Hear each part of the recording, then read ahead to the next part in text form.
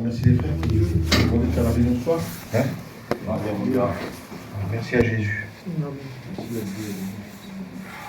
Vous savez, l'importance de cette réunion, c'est que Jésus s'y trouve. Ce qui fait la valeur de cette réunion. Il n'y a pas d'homme plus grand ici, ce soir. Il n'y a pas de plus important. On a été dans une rencontre pour l'aumônerie la semaine dernière avec Boboy, et puis il y avait le président de l'aumônerie qui était là. Le monsieur, c'est un monsieur important. Hein. Il sait lire et écrire, comment dire.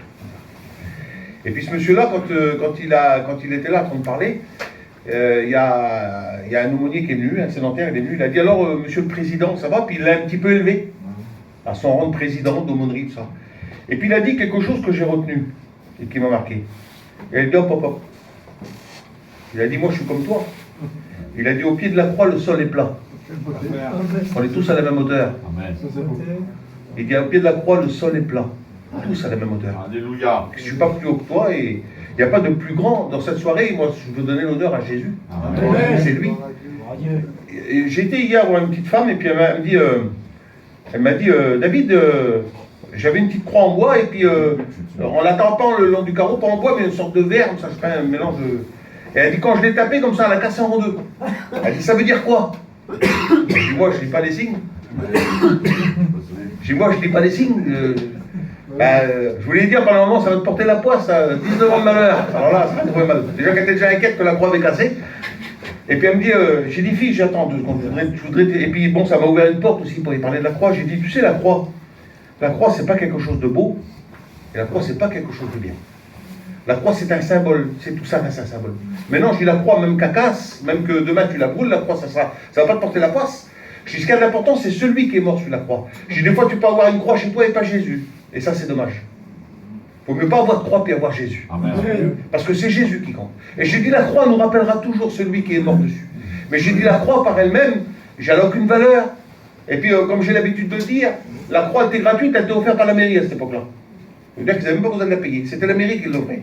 Ça veut dire qu'il y a eu des centaines de personnes qui sont mortes sur la croix. Mais j'ai dit, la croix, elle n'a aucune valeur. Elle nous rappelle quelque chose. Elle nous rappelle quelque chose de très important. C'est qu'un jour, sur cette croix, il y a un homme innocent qui est mort pour chacun d'entre nous. Et ça, il faut le retenir. On va lire un texte dans la parole de Dieu, mais avant, je voudrais qu'on prie le Seigneur et qu'on demande à Dieu sa grâce, tout simplement. Et surtout, je voudrais que le frère qui va prier, prie, oui, pour moi, que je vous apporte le conseil de la parole de Dieu, mais surtout pour vous, qui puisse disposer votre cœur à recevoir cette parole. Seigneur, c'est ce que vous avez besoin. Hein? On le fait ensemble, hein? Je m'en vais à Poulain qui le fasse. Gloire à Dieu, Seigneur. Alléluia. Dans ta grâce, Seigneur, dans ta bonté, tu sais tout. Tu présentes omniscience, Seigneur. Tu connais tout, tu peux tout. Ouais, Seigneur, sans toi, la réunion n'assemblerait à rien, Seigneur, parce qu'il n'y a aucune efficacité. Il n'y aurait pas de bonheur, il n'y aurait pas de paix. Il n'y a rien qui changerait. Nos cœurs seraient toujours aussi durs, Seigneur. Mais tu es là. Et Seigneur, je voudrais mettre au trône de ta grâce, David. Bénis, Seigneur, le message que tu as mis sur son cœur, Seigneur, c'est ta parole. C'est ce qui est marqué dans ta parole. Et tu bénis, Seigneur, l'assemblée qui est là. Qu'il soit le moyen de bénédiction ce soir, Seigneur. Bénis-le avec sa retombe. Et à toi soit toute la gloire, Seigneur. Amen. Voilà. Gloire à Dieu. Seigneur. Vous savez, on vit dans un monde aujourd'hui où c'est que l'homme, il est pas satisfait. J'avais à peu près 19 ans. Et puis j'ai un copain, moi, on a grandi ensemble, on a passé notre vie ensemble, notre jeunesse ensemble. Et puis un jour, j'étais pas chrétien, et puis loin de l'être. Et puis je parlais avec lui un jour, puis on était en train de marcher, et puis j'ai dit, j'en ai marre. Il me dit, quoi? J'en ai marre. On recommence toujours pareil. On refait toujours pareil. J'ai fait le tour, j'avais fait le tour. J'avais essayé beaucoup de choses, j'avais fait plein de choses, j'avais été dans plein d'endroits. Et puis j'ai dit, j'en ai marre. Quelque part, j'étais pas satisfait de ce que j'avais goûté. On ne peut pas être satisfait de ce que l'on goûte aujourd'hui. Et je voudrais vous lire un texte dans la parole de Dieu. Écoutez ce qu'il dit. Ça se trouve dans le livre de Jean, au chapitre 6, et au verset 35. Il dit ça, écoutez. Il commence comme ça. Il dit, le pain de Dieu, car le pain de Dieu, c'est celui qui descend du ciel. Et puis, il y a quelque chose qui m'a interpellé là. Le pain de Dieu. Ça veut dire la nourriture de Dieu. Ça veut dire que Dieu a une nourriture pour l'homme, parce que le pain est symbolisé comme la nourriture. Et Dieu a une nourriture pour l'homme, mais c'est une nourriture qui vient de Dieu. Vous voyez, c'est pas la nourriture que le monde peut nous apporter, parce qu'on s'aperçoit qu'il y a des personnes qui ont tout, et pourtant ils meurent de faim. voyez. Mais il meurt de faim, mais de quelle faim parles-tu? Eh bien, d'une faim intérieure, vous voyez, une faim qui est insatiable. Une faim intérieure il dit le cœur de l'homme est comme un abîme profond. C'est-à-dire que le cœur de l'homme est insatisfait. Jésus va dire à ce moment-là, il va dire au peuple qui est là, il va dire, vos pères ont mangé la manne qui est tombée du ciel, mais pourtant ils sont morts. Ça veut dire que ça a été insuffisant. Et là, il y a ce fameux pain de Dieu là. Vous voyez, un pain, le pain, écoutez, le pain, il faut qu'il soit pétri. Le pain, il faut qu'il soit travaillé. Le pain, il sort pas de la terre, le pain. Comprenez bien ce que je veux dire. Le fruit sort du sol. Mais le pain, il faut qu'il soit pétri. Il faut qu'il soit travaillé. Et un jour, eh ben, le fruit est sorti du sol, dans la personne de Jésus-Christ. Le fruit est sorti du sol. Et il va dire, ce pain qui est descendu du ciel, écoutez, c'est Jésus qui le dit. Car le pain de Dieu, c'est celui qui est descendu du ciel et qui donne la vie au monde. Et puis, quand ils écoutent ça, les disciples, ils vont dire ça, écoutez. Ils lui disent, Seigneur, donne-nous ce pain. Donne-nous toujours ce pain. Ils sont intéressés par ce pain. Je voudrais que si dans cette soirée vous pourriez être intéressé par ce pain. Si je pourrais vous donner vous savez, on parle d'une boulangerie, et quand j'écoute pas quelqu'un parler d'un bon pain, et ben, le lendemain, c'est comme par hasard que je passe devant la boulangerie. C'est le hasard qui fait ça maintenant. Puis j'arrête d'acheter du pain. Ben, tant qu'à faire. Vous comprenez ce que je veux dire? Ça veut dire qu'il y a quelque chose de bon à la base. On a quelque chose de bon à vous présenter, quelque chose de bon à vous apporter. Mais écoutez, à cette époque-là, il y a des centaines de personnes qui ont côtoyé ce Jésus-là. Des centaines de personnes l'ont côtoyé. Des centaines de personnes sont approchées et sont reparties avec la même fin. Toujours pareil, à recommencer quelque part. Écoutez, la Bible dit qu'un jour, un jeune homme riche va venir. Ça veut dire que ce jeune homme riche, ça c'est un homme qui avait profité des choses du monde. Profité des choses de la vie. Qui avait fait certainement le tour des choses. Et il s'aperçoit dans sa vie qu'il manque l'essentiel. Il s'aperçoit que l'extérieur ça va, mais il s'aperçoit que l'intérieur va mal. Vous voyez? Un jour, il y a ma belle-mère qui était à l'hôpital, et puis quand elle avait fait son examen, là, puis elle est tombée dans le coma, puis elle a resté quelques jours dans le coma, et puis on a fait une réunion, on a fait des réunions dans l'hôpital en bas, et il y a une salle de réunion. Puis on a fait des réunions dans l'hôpital. Et puis on était à peu près autant de monde que ça, puis il y a une petite jeune femme qui est venue là. Une sédentaire, elle est venue, puis elle s'est mise tout au fond du dernier rang, là-bas, la dernière chaise. Et puis elle s'est assise. Et puis j'ai prêché la parole de Dieu. Et puis je voyais sur sa chaise, elle pleurait. Elle pleurait comme ça, oui, elle pleurait. Et puis quand la réunion a fini, je suis allé la voir. Et puis j'ai dit, qu'est-ce que vous avez? Moi, je pensais qu'elle avait quelqu'un à l'hôpital. Vous voyez, et puis que c'était grave, maintenant. Et puis elle m'a dit non, je suis venu voir justement, elle dit, j'ai connu un petit peu votre belle-mère et j'étais passé la voir. Mais elle dit, et puis on m'a dit qu'il y avait une réunion, je ne sais pas ce que c'est que les réunions, je suis venu.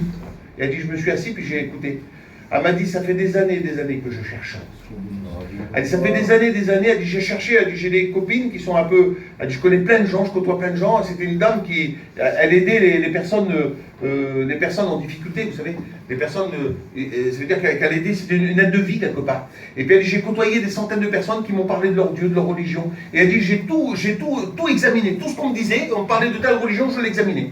On parlait de tel Dieu, je l'examinais. Elle dit, je regardais, je fouillais, je cherchais. Elle dit, j'allais même dans les réunions, elle dit, j'étais dans des mosquées, j'étais dans plein d'endroits. Elle dit, j'ai fait le tour de toutes les religions, j'étais partout. Et elle dit, j'étais toujours à la recherche jusqu'à ce soir.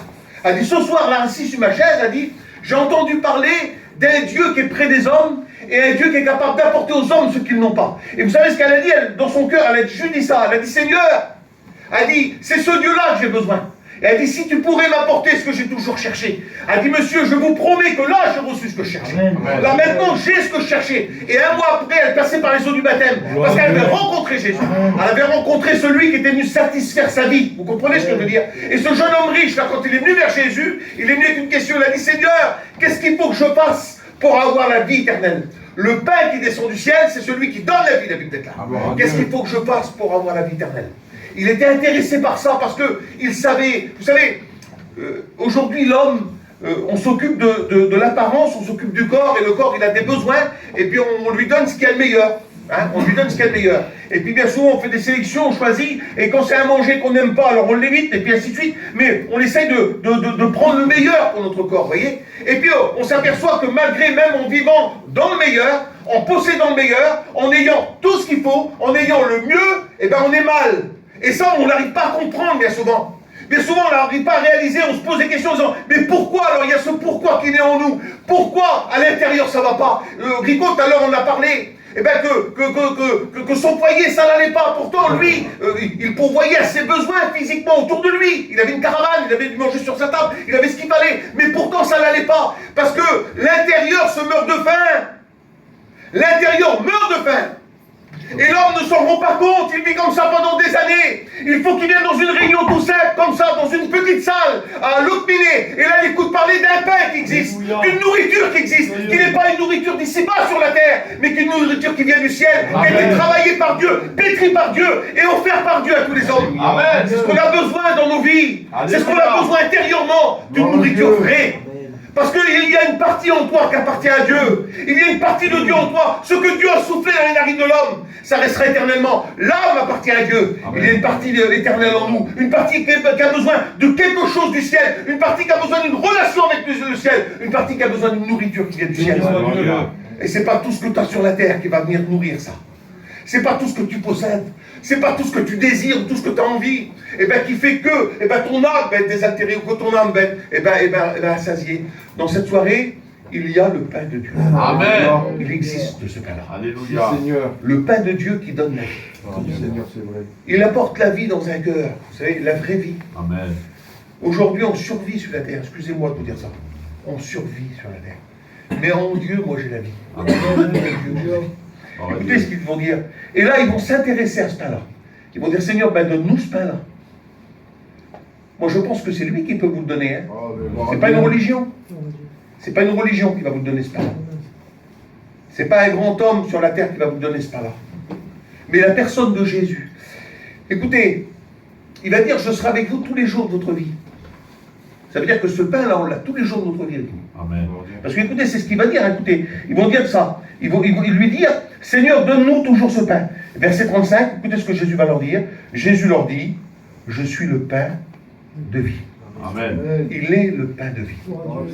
Celui qui a été pétri par Dieu. Celui qui a été travaillé par Dieu. Quand vous lisez le prophète Isaïe, vous apercevez que la Bible dit ça, écoutez, il dit qu'il doit naître dans une étape, et puis il va expliquer la naissance de Jésus. C'est ce fruit qui sort de la terre. Et puis après, il va expliquer tout un petit peu le passage de Jésus sur la terre. Et puis à un moment donné, on va arriver à Isaïe 53. Vous savez, quand vous lisez l'Ancien Testament, vous apercevez que de ce que Dieu avait préparé pour Jésus. Comment que Dieu avait préparé les choses. Si vous lisez par exemple le psaume 22, vous voyez un Messie souffrant. Quelqu'un qui souffre, il va dire, vous êtes apercé mes mains, mes pieds. Il se considère comme un ver. Et puis on s'aperçoit que c'est réellement le Messie crucifié. Et puis là, il parle de souffrance. C'est un pétrichage. Et puis là, Jésus, écoutez, il n'a pas refusé.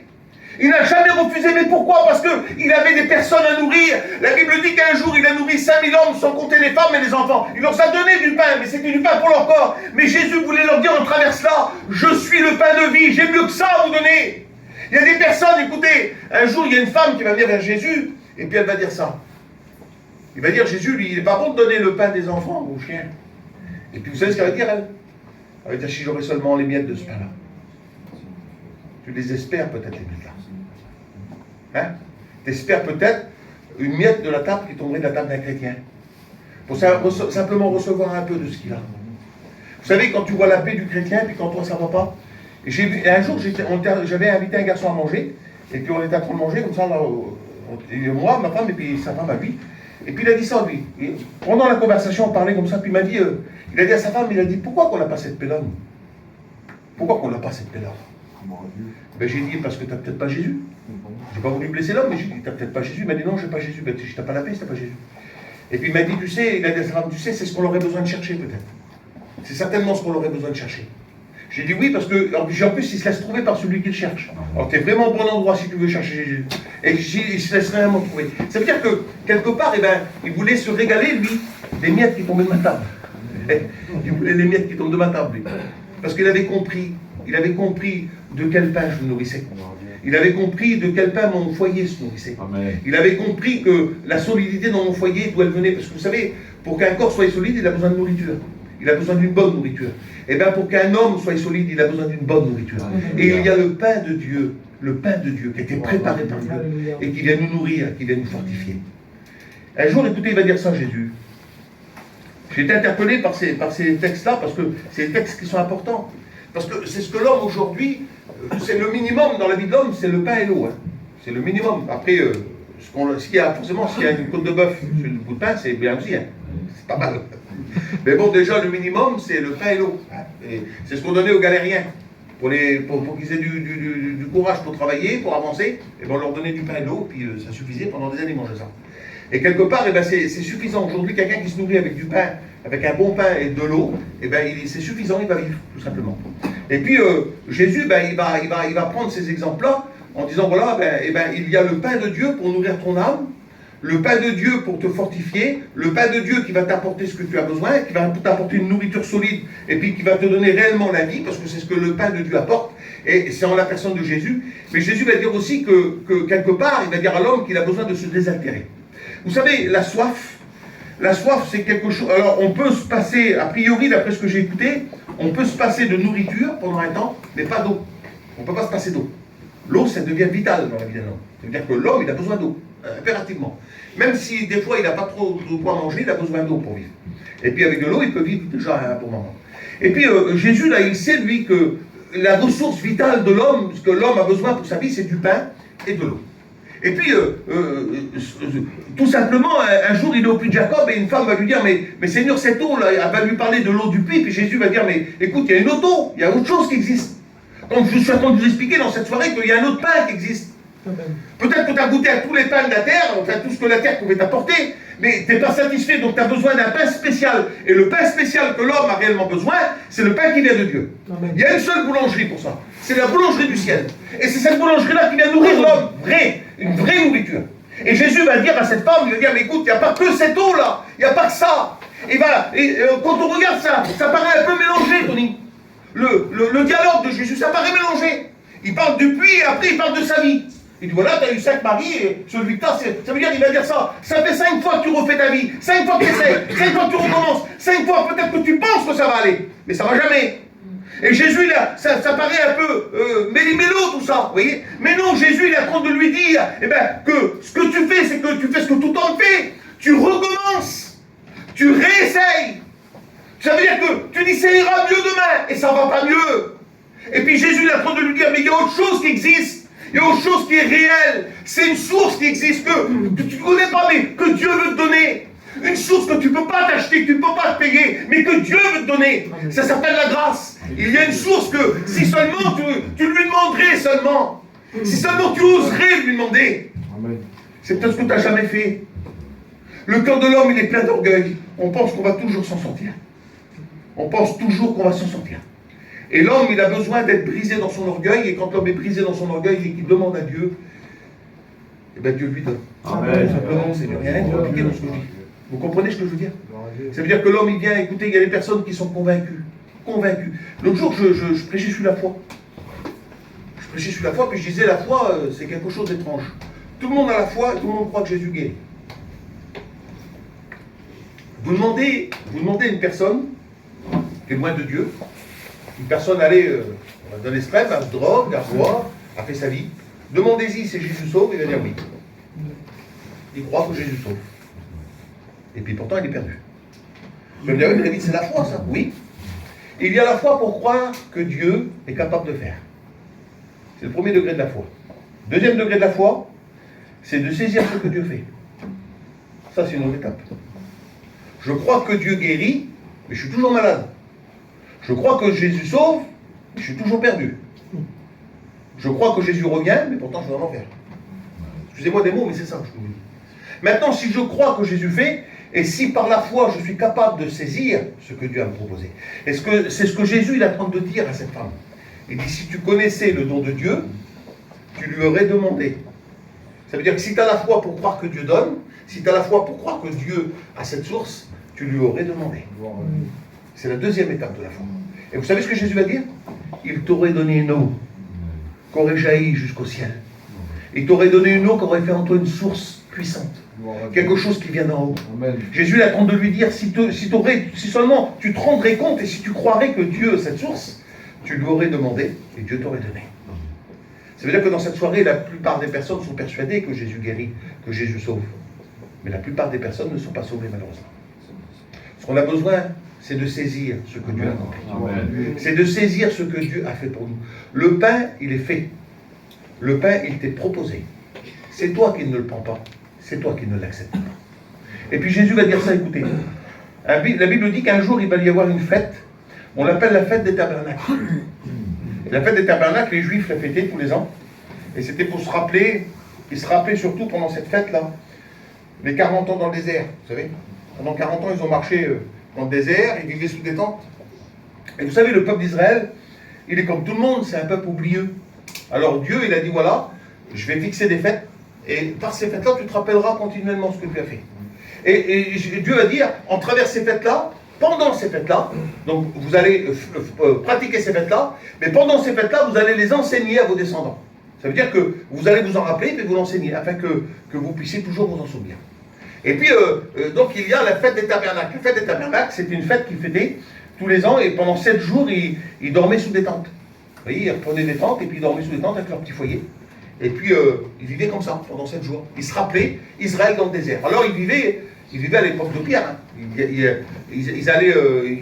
vivaient là, ils allumaient des feux, ils vivaient comme dans le désert, comme ils vivaient dans le désert. Ils se représentaient le désert. Si vous allez pendant le truc de la guerre, dans les au bord de la mer, là, à Charbourg et tout ça, vous allez voir qu'il y a des personnes qui vont là-bas, ils refont des camps, des anciens camps, et puis vous voyez des gens qui sont habillés en armée, des soldats qui sont là, et puis ils vont représenter ce qui s'est passé, parce qu'ils veulent se rappeler de l'histoire, et surtout ils veulent marquer l'histoire. Et puis c'est ce qui se passe là, avec ces fêtes. Ils voulaient marquer l'histoire et se rappeler ce qui se passait. Et puis écoutez, il est dit ça, c'est dans l'évangile de Jean, justement, pendant l'une de ces fêtes là, et au chapitre 7, et au verset, que je regarde, chapitre 7, oui, au verset 37, il dit ça, écoutez. Il dit le dernier jour de la grande fête. Le dernier jour de la grande fête. Ça veut dire que ça fait 6 jours qu'ils sont là, 7 jours, et c'est le dernier jour, ça. Le dernier jour de la grande fête, il se passait quelque chose de spectaculaire qui se faisait. C'est que le dernier jour, là, tout le monde, il prenait des cruches d'eau, et ils allaient prendre de l'eau. C'était normal, ils le faisaient, ils prenaient des cruches, et tout le monde allait prendre de l'eau. Alors, c'était des centaines de personnes qui allaient prendre de l'eau. Et puis, on des cruches. Ils se rappelaient que dans le désert, le peuple d'Israël allait prendre de l'eau. Mais dans le désert, le peuple d'Israël, ils allaient prendre de l'eau à un rocher qui avait été frappé. À ce rocher-là, ils allaient prendre de l'eau. Ils allaient au rocher, et puis ils prenaient de l'eau, puis ils le ramenaient dans le village, enfin dans le camp. Et puis là, le peuple d'Israël, c'est ce qu'ils faisaient pendant ces fêtes-là. Ils allaient là-bas au torrent, ils prenaient de l'eau, ils ramenaient de l'eau, ça rappelait ce qu'ils avaient fait. Puis écoutez ce qu'il est dit, on lit la parole de Dieu ensemble. Le dernier jour, le grand jour de la fête, Jésus se tenait debout et s'écria, si quelqu'un a soif, qu'il vienne à moi et qu'il boive. Celui qui croise en moi, des fleuves d'eau vive couleront de son sein, comme le dit l'Écriture. C'est le dernier jour de la fête. Et Jésus, il est en train de leur dire à ce moment-là, venez à moi. Vous savez, il est le rocher frappé. Il est le rocher frappé, de lui coule une source. Alléluia. La source qu'il a proposée à la Samaritaine. Ce jour-là, il a proposé à tous les hommes. Parce que non seulement c'est une source individuelle que chacun reçoit quand il accepte Jésus, mais c'est une source universelle et tous les hommes peuvent venir s'y abreuver. Il n'y a pas un homme qui ne peut pas venir goûter à l'eau de Dieu. Il n'y a pas un homme qui ne peut pas goûter au pain de Dieu. Il n'y a pas un homme qui pourra dire un jour, eh ben j'ai pas eu l'occasion, ou Dieu n'a pas voulu m'en donner. Dieu en donne à tous les hommes. Amen. Il va dire quand Jésus va appeler ses disciples, il va dire allez par tout le monde et prêchez la bonne nouvelle. Annoncez la bonne nouvelle par tout le monde. Ça veut dire que tous les hommes écoutent, que tous les hommes reçoivent, que tous les hommes aient possibilité de se nourrir de ce pain et que tous les hommes ont la possibilité de se désaltérer de cette eau. C'est le désir de Jésus. C'est ce qu'il veut pour tous les hommes. Si quelqu'un a soif, ça veut dire que vous allez prendre de l'eau, vous vous rappelez les coutumes, les traditions, peut-être les religions, mais moi je suis le réel rocher qui a été frappé, afin de vous donner une eau qui jaillira jusqu'à dans la vie éternelle, parce que nous avons besoin de ça, nous avons besoin de goûter l'éternité, nous avons besoin d'expérimenter l'éternité, on la vit dans nos cœurs aujourd'hui, et bientôt on la partagera avec Christ, et je bénis Dieu pour ça. Amen. Dans cette soirée, c'est quelque chose qui t'est offert, quelque chose qui t'est donné gratuitement. Tu n'as rien à payer, Dieu a payé pour toi. Il a payé le prix pour toi. Il a donné son Fils. La Bible dit car Dieu a tellement aimé le monde. Et c'est par amour pour toi qu'il a fabriqué ce pain. C'est par amour pour toi qu'il a conçu ce pain, ce plan de rédemption pour chacun. C'est pour toi, par amour. Il a voulu le faire. Et la Bible dit qu'il a plu à Dieu de le briser. Il a plu à Dieu de le briser. Pour toi, pour que tu sois sauvé. Parce que c'était le seul moyen. Le seul moyen de recevoir le pain de vie. Le seul moyen de recevoir l'eau de vie. Dans cette soirée, c'est ce que Dieu a pour toi. Alors ce soir, que tu puisses dire comme ses disciples, Seigneur, donne-moi de cette eau. Amen. Seigneur, donne-moi de cette eau. Alléluia. Vous savez, tu as besoin de prendre conscience qu'elle ne vient pas d'ailleurs que du ciel. Elle ne vient pas de la terre. Ça ne peut pas venir de la terre, une aussi précieuse, une aussi pure, une aussi bonne. Elle ne vient pas de la terre. Elle vient réellement du ciel. Et dans cette soirée, eh ben, le ciel s'est dérangé parmi nous, parce que la Bible dit que parmi nous, il y a le Père, le Fils et le Saint-Esprit. Ils sont venus dans ce lieu pour te donner ce que tu as besoin. Alléluia. Le divin boulanger, le pain venu du ciel, est là parmi nous dans cette soirée, afin de nourrir ton âme, de désaltérer ton âme. Amen. Alors Seigneur, donne-nous toujours de cette eau. Donne-nous toujours de ce pain. On a besoin quelque part de ça. Et puis là, on s'aperçoit que dans ce qu'ils vont dire là, il n'y a plus d'autre chose qu'à d'importance. Il n'y a plus d'autre chose qu'à d'intérêt. Pour eux, là, eh ben, ils ont trouvé réellement ce qu'ils ont besoin. Vous comprenez ce que je veux dire? Écoutez, il y a quelques années de ça, j'ai fait une réunion à la prison, et puis il y a un garçon qui était venu, puis le garçon-là, il a rencontré Jésus. Il a fait une expérience avec le Seigneur. Je parle de ça il y a au moins 16-17 ans. Ouais, 16-17 ans. Et puis ce garçon-là, il a fait une belle expérience avec Dieu, et puis vraiment bien. Et puis pendant 4-5 mois qu'il était là, il a suivi le Seigneur trop bien, puis il est sorti, il est reparti chez lui, et puis je ne l'ai plus revu. Puis il s'est passé à peu près 3 ans, 3 ans qu'il s'est passé. Et puis un jour je suis dans une réunion, et puis il y a ce garçon-là qui vient en face de moi. Il vient me voir, et puis je vois sur son visage que maintenant, ça va pas. Je vois que ça va pas, puis il me dit David, je peux te poser une question? Je dis oui, il me dit voilà, il dit j'ai essayé, mais je peux pas. Ah bon? J'ai essayé quoi? J'ai essayé sans Dieu, mais je peux pas. J'ai essayé sans lui, mais je peux pas.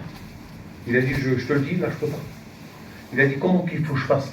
C'était un garçon à la base qui ne connaissait pas du tout l'évangile, du tout. C'est parce que c'était qu'une Bible, il ne savait rien du tout. Puis il me dit, alors qu'est-ce que je dis, comment je fais? Qu'est-ce qu'il faut que je fasse? Ben, j'ai dit, écoute, les bras du Seigneur sont pas fermés, ils sont toujours ouverts pour toi, puis j'ai le Seigneur, et donc je commence à parler avec lui. Et puis il me dit, de toute façon, je ne veux plus vivre sans Dieu, donc il revient à la réunion, le garçon, puis il me dit, je pars, là, puis il dit, je sais que j'irai à la réunion. Donc il était à la réunion, puis quelques mois se passent, peut-être 4-5 mois se passent. Et puis il vient me voir, et puis il me dit, David, il dit je suis revenu à Dieu, puis je suis bien avec le Seigneur maintenant. Il m'a dit, tu sais, moi je suis toujours en train de me renseigner, qu'est-ce qu'il faut faire, comment il faut faire, parce que je ne connais pas les choses. Il m'a dit, mettons, quand est-ce que je sais que je peux me baptiser? Il dit, pourtant, quand est-ce que je sais que je peux me baptiser? Ben, j'ai dit, le baptême, c'est le résultat d'une chose, fils. Ah bon? Il dit, oui, le baptême, c'est le résultat d'une chose.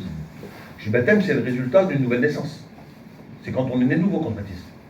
J'ai dit, le baptême, c'est le résultat d'une réelle rencontre avec Dieu. Le baptême, c'est le résultat d'un pardon divin. D'abord, j'ai dit, oui, le baptême, c'est le résultat d'un pardon divin. On se baptise parce qu'on a été pardonné de nos péchés. On se baptise parce que, tu sais, le baptême, c'est le résultat d'un remords profond. Comment ça dit? Je dis, oui. Tu sais, un regret profond. On est venu à la réunion, puis on a été, dans notre cœur, on a compris qu'on a offensé Dieu. On a compris qu'on était des vilains devant Dieu. Et puis là, ça nous a fait pleurer, ça. Et quand on a demandé pardon à Dieu d'un cœur sincère et que Dieu nous a pardonné, et j'ai quand on a senti le pardon de Dieu, j'ai dit, on peut se baptiser. Le baptême, c'est ça. Vous savez ce qu'il m'a dit? Il m'a dit, je peux me baptiser tout de suite. Il m'a dit, je peux me baptiser tout de suite. Dieu. Une semaine après, il passait par les eaux du baptême. Gloire à Dieu. Vous voyez, il pouvait se baptiser tout de suite parce qu'il avait rencontré. Il a dit, j'ai essayé de vivre sans Dieu. Je ne peux pas. Il avait goûté un jour au pain. Il avait goûté à l'eau. Et il est parti dans un désert aride. Parce que le monde devient un désert aride quand on s'en va de la maison de Dieu. Le monde devient un désert qu'on ne trouve plus de nourriture. On ne trouve plus d'eau. On ne trouve plus rien du tout. Parce qu'on a quitté la source. On a quitté le réel pain qui nous donnait la vie. Et là, on s'aperçoit que plus rien a du goût. On s'aperçoit que plus rien n'est bon. On s'aperçoit que plus rien est satisfaisant. Et puis là, il est revenu, il a dit, maintenant c'est fini. Il dit, j'irai plus ailleurs. Je ne veux plus m'éloigner de Dieu. Je veux vivre avec Dieu. Et puis depuis des années, il vit avec Dieu. Pour vous dire que dans cette soirée, il n'y a personne qui est exclu du clan de Dieu. Le pain que Dieu a préparé, il est pour vous tous. Amen. Sans exception. L'eau qui coule du rocher qui a été frappé, elle est pour vous tous, sans exception. La personne de Jésus dans cette soirée, il ne vient pas poser des regards de jugement sur chacun d'entre vous. Il connaît chacun vos besoins. Et dans cette soirée, il vient désaltérer ton cœur. Dans cette soirée, il veut nourrir ton âme. Et c'est le principal. Je ne vais pas aller plus loin, on va prier. Vous savez, c'est pas pour de mots, on n'a pas besoin d'en dire beaucoup. Donc, ce que je voudrais dans cette soirée, c'est que tu comprennes tout simplement l'essentiel du message. Il y a le pain de Dieu. Il existe le pain de Dieu.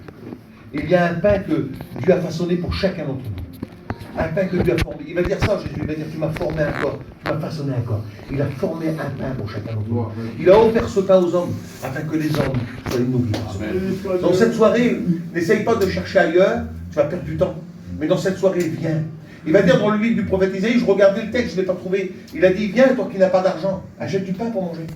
Viens, toi qui n'as pas d'argent, achète de l'eau. On va t'en donner quelque part. Ça veut dire que tu n'as pas besoin de sous, tu n'as pas besoin de bonnes œuvres, tu n'as pas besoin d'un changement dans ta vie, tu n'as pas besoin de changer ta vie. Dieu, dans cette soirée, il veut te donner ce que tu as besoin en quelques secondes. Et tu verras que tu ne trouveras pas meilleur que ce que Dieu a pour toi.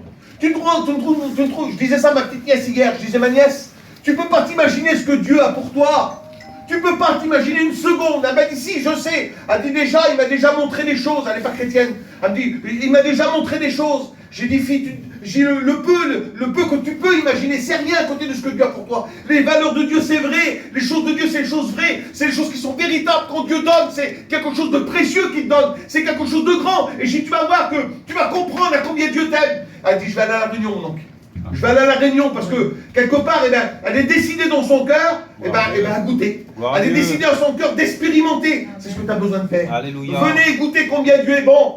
Venez expérimenter quelque part combien Dieu est bon. Tu as le droit de faire ton expérience. Tu as le droit d'expérimenter Dieu. Tu as le droit de demander à Dieu. Dans cette soirée, le ciel t'est pas fermé. Parce que Dieu, dans cette soirée, a ouvert le ciel dans cette réunion. Pour que tu puisses recevoir quelque chose qui vient d'en haut. Il a préparé quelque chose. Tu as ta part de pain pour toi. Tu as ton morceau de pain pour toi. Tu as ton verre d'eau pour toi. Dans cette soirée, nourris-toi. Abreuve-toi. Mais dans cette soirée, ne reste pas comme tu es. Gloire à Dieu. Parce que Dieu t'aime. Amen.